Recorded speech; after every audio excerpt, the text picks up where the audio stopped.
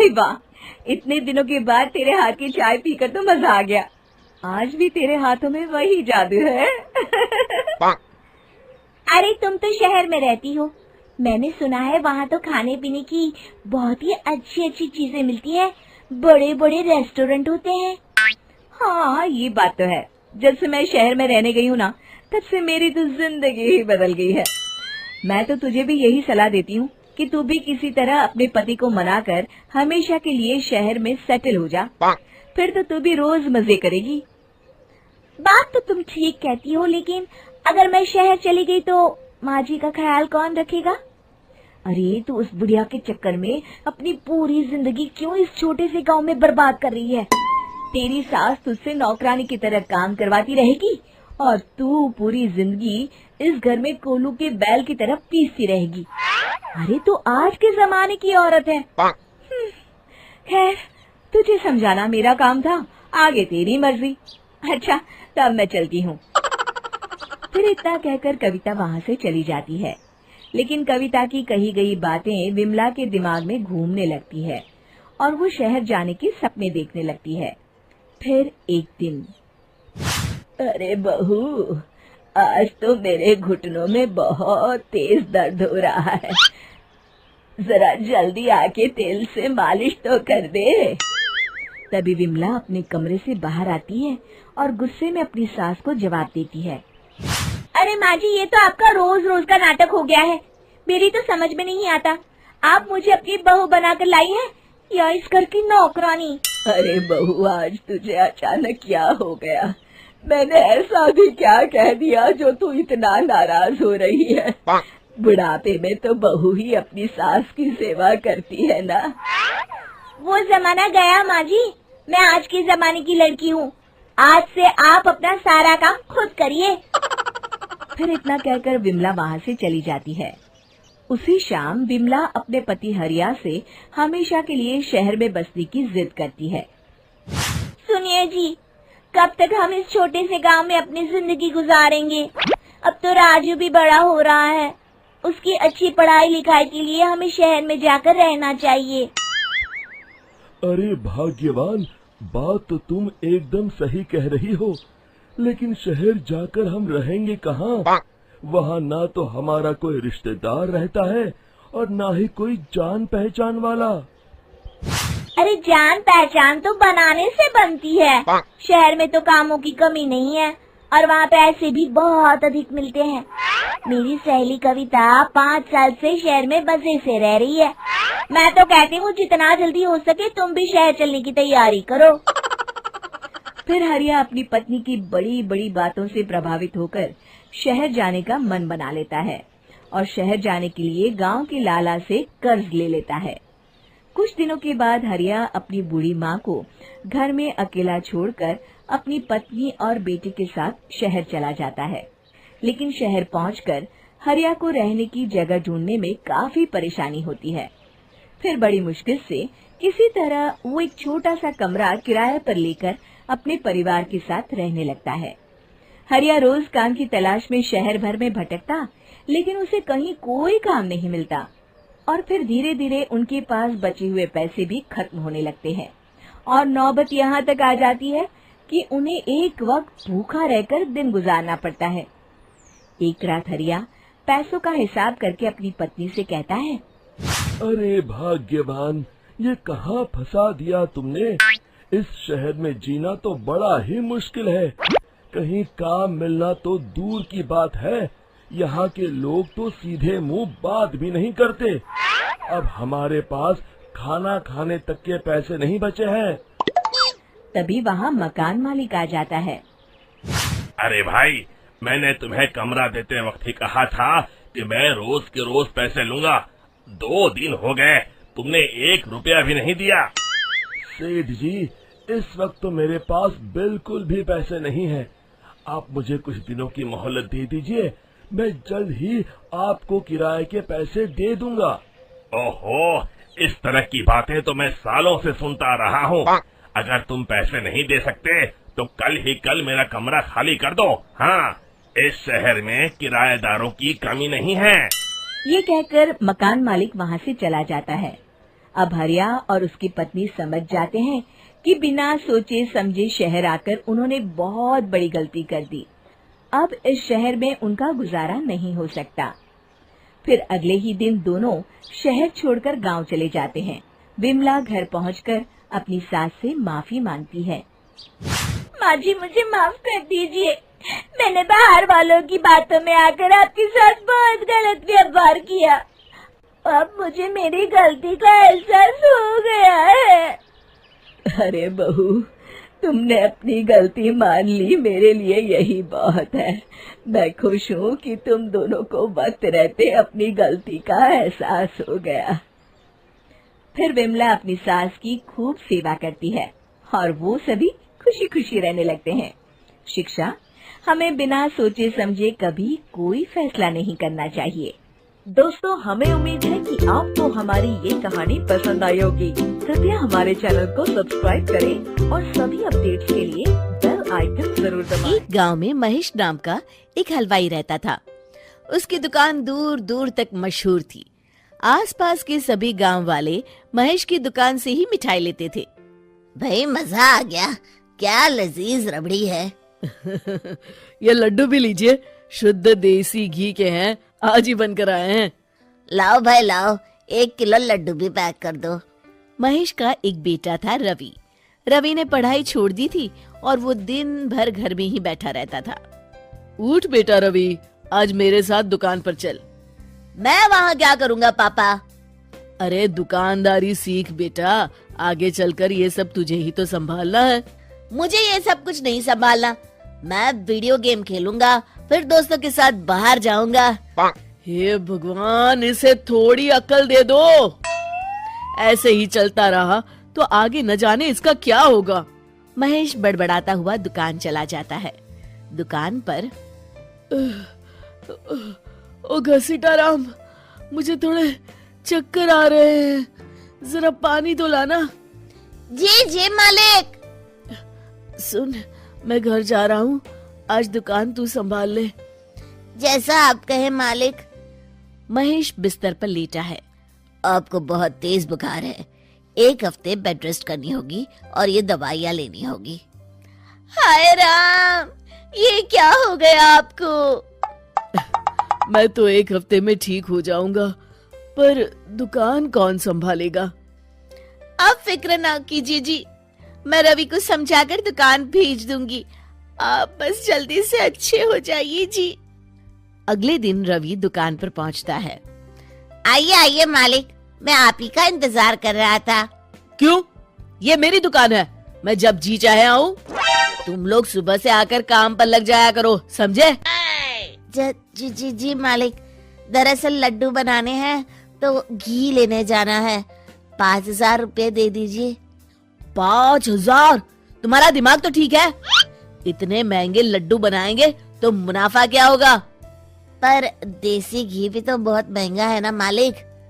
क्या जरूरत है देसी घी की? डालडा ले आओ। पर मालिक। मुझसे बहस मत करो, जितना कहा गया है करो। और क्या क्या बन रहा है? मावे की बर्फी मालिक। मावा मावा मावा, हाँ।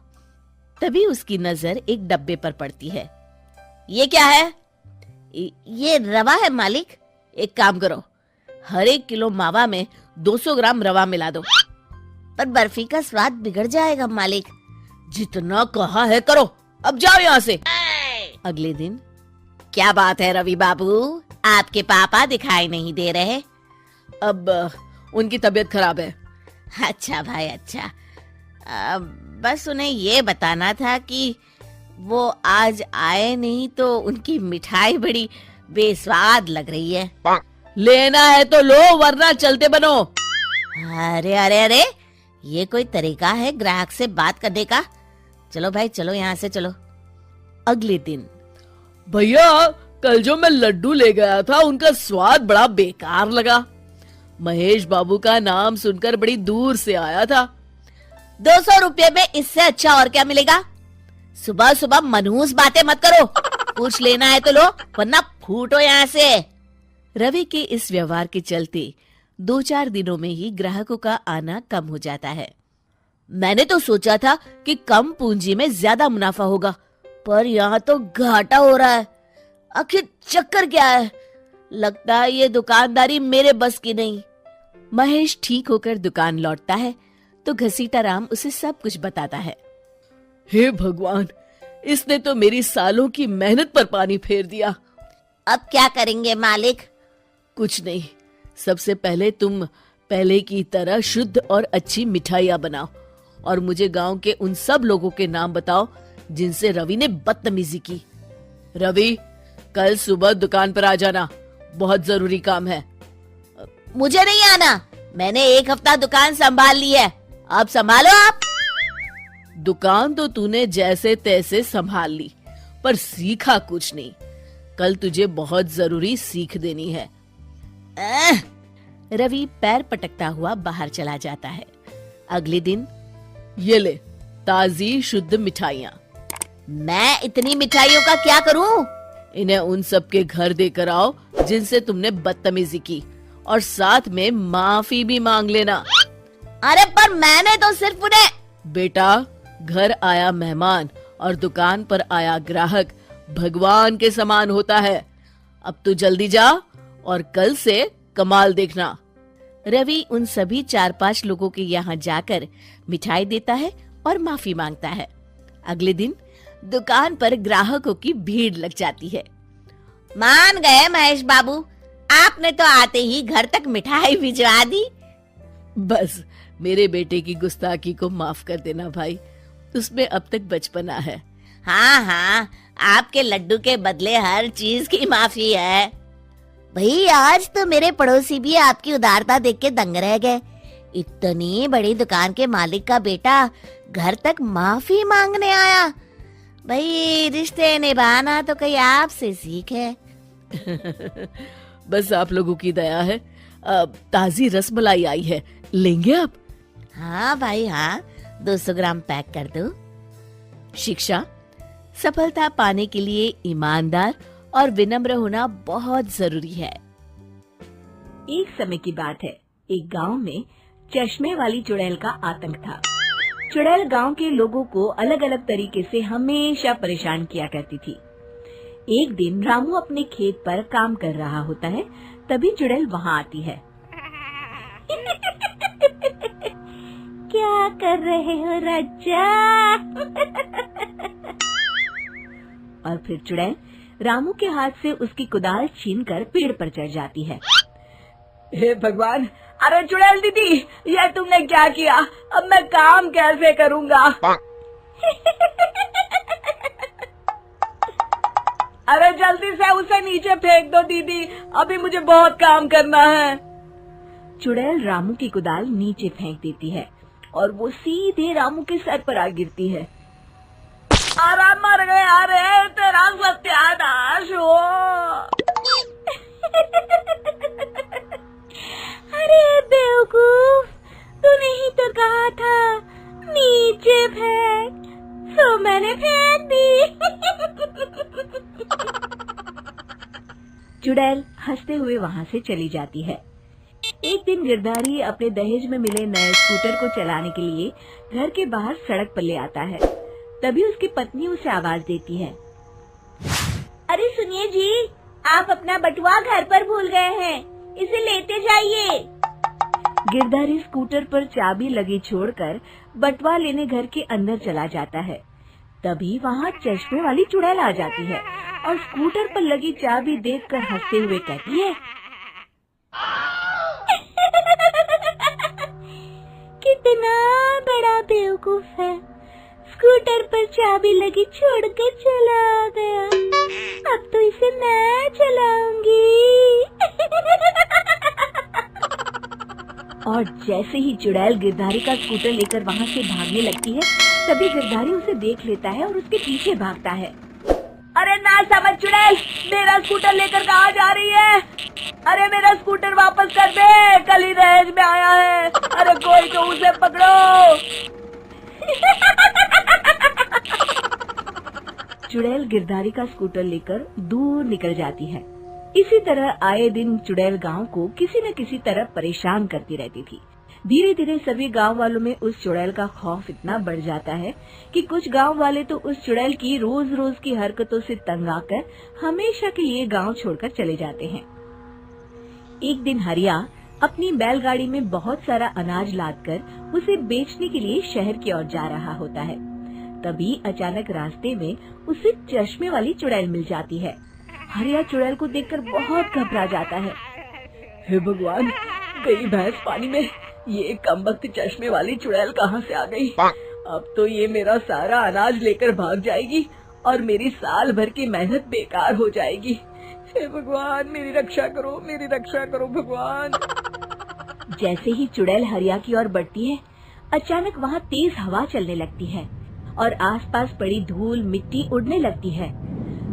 तभी हरिया देखता है कि चुड़ैल को कुछ नहीं दिखाई दे रहा और वो अंधों की तरह ही चलने की कोशिश कर रही है। अरे ये क्या हो गया? अचानक दिन में रात कैसे हो गई? मुझे कुछ दिखाई नहीं दे रहा। हरिया समझ जाता है कि चुड़ैल को बिना चश्मे के दिखाई नहीं देता। वो भागकर गांव जाता है और गांव वालों को चुड़ैल की इस कमजोरी के बारे में बता देता है। तभी गिरधारी कहता है, अरे वाह, क्या बढ़िया खबर लाए हो हरिया। अब आया ना ऊंट पहाड़ के नीचे। अब हम उस चुड़ैल को अच्छा सबक सिखा सकते हैं। किसी तरह उसका चश्मा हमें मिल जाए, लेकिन उसका चश्मा लाएगा कौन? तभी भीड़ से बाहर निकलकर बब्बन सामने आता है और कहता है, आप सभी गांव वाले चिंता मत करिए, उस चुड़ैल से उसका चश्मा मैं ले आऊंगा, बस मुझे एक दिन का समय दीजिए। फिर अगले दिन बब्बन एक सूटकेस में कुछ चश्मे रखकर जंगल की ओर निकल पड़ता है। काफी देर जंगल में चलने के बाद बब्बन थककर एक पेड़ के नीचे बैठ जाता है। तभी अचानक चश्मे वाली चुड़ैल उसी पेड़ से नीचे उतरकर बब्बन के सामने आकर खड़ी हो जाती है और उससे कहती है, ए, कौन है तू और यहाँ क्या कर रहा है? अरे चुड़ैल दीदी, मैं तो तुम्हें ही ढूंढ रहा था। चुड़ैल हैरानी से बब्बन से पूछती है, अरे कहीं तू पागल तो नहीं हो गया? लोग तो मुझे देखते ही भाग जाते हैं और तू मुझे ढूंढ रहा था। अजीब आदमी है तू। अरे चुड़ैल दीदी, मेरी चश्मे की दुकान है। ये क्या, तुमने तो बहुत पुराने जमाने का चश्मा पहन रखा है। अगर तुम कहो तो मैं तुम्हें इसी वक्त नया चश्मा दे सकता हूँ। मेरे पास बहुत बढ़िया बढ़िया चश्मे हैं। फिर बब्बन चुड़ैल को कुछ चश्मे दिखाते हुए कहता है, ये चश्मा बड़े से बड़े आंधी तूफान से तुम्हारी आंखों को बचाएगा। इसे लगाने के बाद तुम्हारी नजर चील की तरह तेज हो जाएगी। फिर तुम अपने शिकार को दूर से ही देख सकोगी चुड़ैल दीदी। अरे वाह, ये तो बड़े काम का चश्मा है। ला ला, जल्दी से मुझे दे दे। हाँ, अभी देता हूँ। पहले वो अपना पुराना चश्मा तुम मुझे दे दो। मुझे देखना पड़ेगा इनमें से कौन सा चश्मा तुम्हारे लिए सही रहेगा। चुड़ैल जल्दी से अपना चश्मा उतारकर बब्बन को दे देती है और बब्बन चुड़ैल का चश्मा अपने सूटकेस में बंद कर लेता है। अरे इतनी देर क्यों लगा रहा है? जल्दी से मुझे चश्मा दे। चश्मे के बिना मुझे कुछ दिखाई नहीं देता। क्या कर रहा है तू? तभी बब्बन हंसते हुए कहता है, अरे बेवकूफ चुड़ैल, अब ये चश्मा तुझे नहीं मिलेगा। बहुत दिनों से तूने पूरे गांव को परेशान करके रखा था। अब भटकती रहे इस जंगल में। आज से तू चश्मे वाली चुड़ैल के नाम से नहीं, बल्कि अंधी चुड़ैल के नाम से जानी जाएगी। मैं तो चला अपने घर। फिर बब्बन चुड़ैल का चश्मा लेकर उस जंगल से गांव लौट जाता है और वो चुड़ैल हमेशा के लिए अंधी बनकर उस जंगल में भटकती रह जाती है, पर फिर कभी किसी को नुकसान नहीं पहुंचा पाती।